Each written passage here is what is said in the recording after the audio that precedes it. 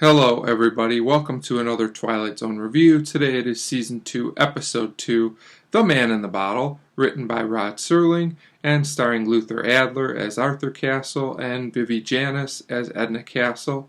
Something of note, this is actually Vivi Janiss' second appearance on the show. She appeared in the Season 1 episode, The Fever, which compared to this episode looks like a masterwork of television. This episode was bad. It was really bad. I'm not sure if it's Mighty Casey bad, but just leaps in logic all over the place, and just nothing worked for me at all in this episode. Okay, so I'll get started. We get our introduction to Arthur and Edna, and they run an antique shop, and we can tell that they're struggling for money and they have a lot of unpaid bills. So this old woman comes into the shop and she wants to sell Arthur a bottle which she says is an heirloom, and he says it's not worth anything. It's not, but he feels bad for the woman who's obviously in desperate need of money. So even though he's struggling, he gives the woman $1 as a gesture of goodwill, and she tells him that she lied to him, that it's really just a bottle she found, and she thanks him and she leaves. So Edna comes down and they start talking, kind of arguing, about him giving money to people when they don't have money themselves. And he talks about how the shop's been in the family for years and it's brought nothing good. And he drops the bottle on the ground. And what happens? A genie comes out of this bottle. Now all this is fine, if not that spectacular up to this point. But now things really go completely off the rails, in my opinion. So this genie comes out of the bottle. This is a new plot for Twilight Zone. We haven't had a genie yet. And he offers 4 wishes. I always thought it was 3 wishes, but 4 is pretty good. So I guess Rod Serling was feeling generous when he wrote this.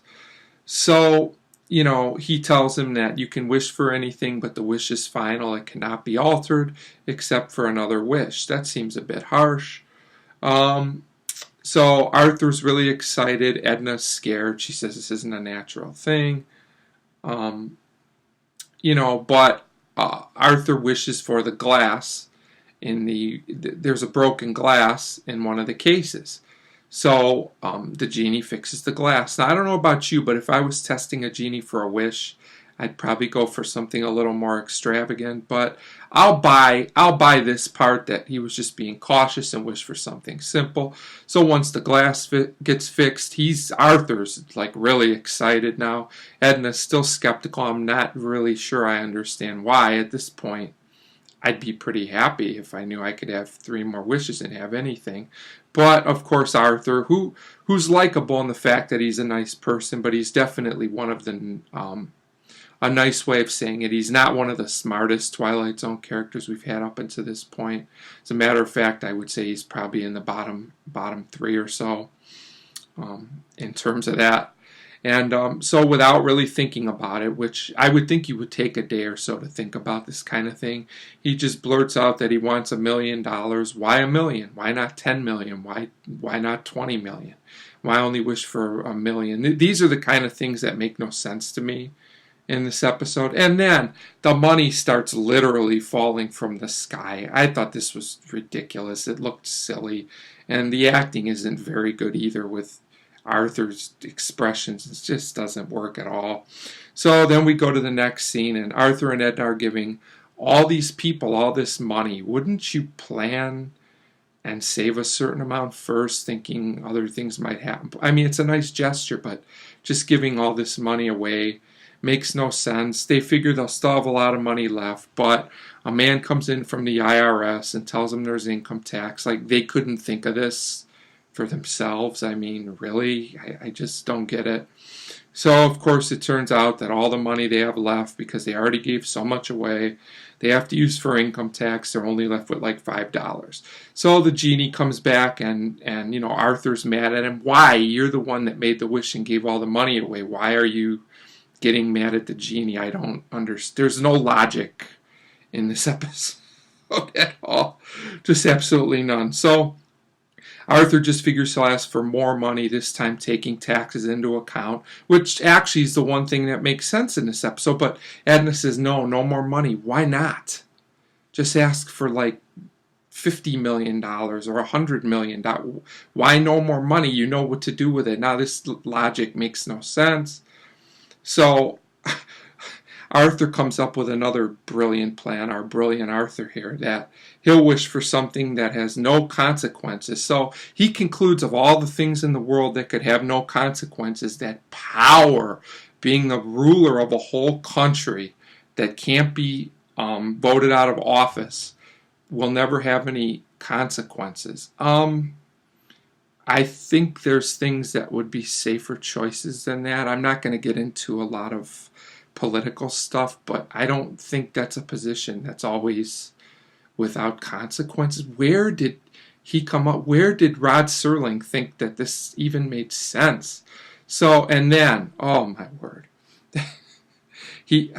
this is a spoiler, but it's so ridiculous. He actually literally becomes, not a metaphor, he becomes Hitler. Let me just pause for a minute here. With ridiculous marching music. So then, after he realizes his dilemma with some of the worst facial acting I've seen in quite a while. Come on. I mean, it's so over the top. The whole scene is just completely ridiculous. So, of course he wishes, I wish everything were back to the way it was, leaving the whole episode with absolutely no point. Other than Arthur and Edna learn a lesson, because when we come back, they're more positive people and the place doesn't look so bad. Come on, Rod Serling. Really? You're a great writer. You've written some of the greatest of all time in this show, but this is just bad. This is not well written, and it's not well acted either. No logic at all, and just pointless, basically. So the one thing that would have made the episode have some meaning, that at least the glass is fixed, they come out slightly ahead for their good deeds, because they are good-natured people, which is the only good thing about this episode. So, of course, the glass breaks when he pushes a broom into it, and it looks like he literally just threw the broom right into the glass. But that just fits this episode well. So that's our moral, have a good outlook on things, and that'll make the world a better place. This episode's bad. I said this episode might not be as bad as Mighty Casey, but after breaking it down in this review, I think it actually might be worse. This episode's terrible. Man in the Bottle isn't even it's just so ridiculous. I apologize if you like this episode, but I thought it was really awful, and I give it a 1 out of 5. 1 out of 5 for Man in the Bottle. Thanks for watching.